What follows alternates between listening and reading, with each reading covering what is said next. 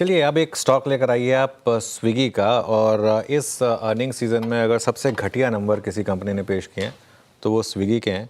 और एक्चुअली मैं सच बताऊं ना तो मुझे अब हैरानी हो रही है कि लोग यहाँ पर भी अभी भी लीप ऑफ फेथ ले रहे हैं। और मैंने आईपीओ पे भले ही पॉजिटिव व्यू लिया था और उसके बाद वो चला भी था 390 से 600 रुपये तक के व्यूज़, 600 रुपये तक का मूव आया था। मैंने प्रॉफिट बुकिंग की भी बात की थी आशीष, जब पहले साइन ऑफ रिवर्सल आए थे।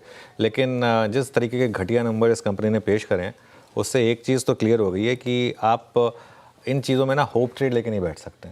और इस स्टॉक की मुझे लग रहा है कि अगर ऐसे घटिया नंबर ये आगे भी देते रहेंगे तो और तगड़ी डी रेटिंग होनी चाहिए। और अगर आईपीओ प्राइस टूटा तो उसके और नीचे भी अगर इस स्टॉक में आपको आगे जाते हुए अगर भाव देखने को मिले तो कोई हैरानी नहीं होगी। और सिर्फ इसलिए कि ये अब स्टॉक जो है वो जोमेटो से सस्ता है, आप इस स्टॉक को बहुत जल्दबाजी में लेने की गलती मत करिए।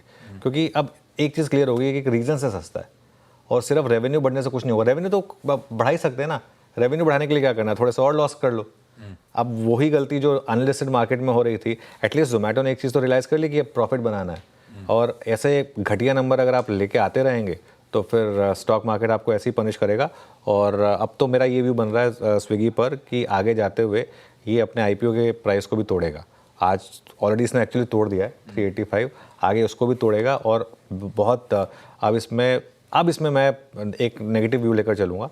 और एक मेरा व्यू रहेगा कि यहाँ पर अब आप बिल्कुल गलती मत करें और प्रोमिसेस को लेकर मत माने। मैनेजमेंट आके जो, और कुछ मैनेजमेंट्स होती हैं उनकी काबिलियत होती है कि लोगों को कन्विंस करने की, वो कन्विंस कर देते हैं कि हम बहुत अच्छा करने वाले हैं और रिज़ल्ट एकदम फिसड्डी रिज़ल्ट। और अगर ऐसा ही रहा तो फिर इस स्टॉक में मुझे लग रहा है अगले 1-2 क्वार्टर मोर अगर ऐसे नंबर आ गए तो यहाँ से और 30-40% गिर जाए तो मुझे हैरानी नहीं होगी।